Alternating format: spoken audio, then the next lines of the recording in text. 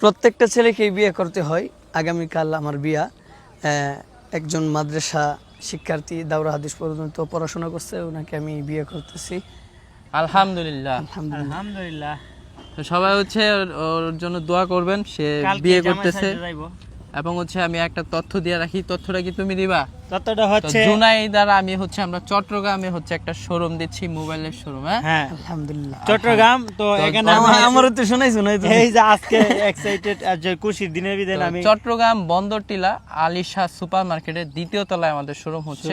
এখানে শুধু techno brand এবং ইউজ ব্র্যান্ডের সব ফোনগুলো আমাদের থাকবে। সবাই এখানে কিস্তি থেকে শুরু করে সবাই যাবেন, আমি থাকবো।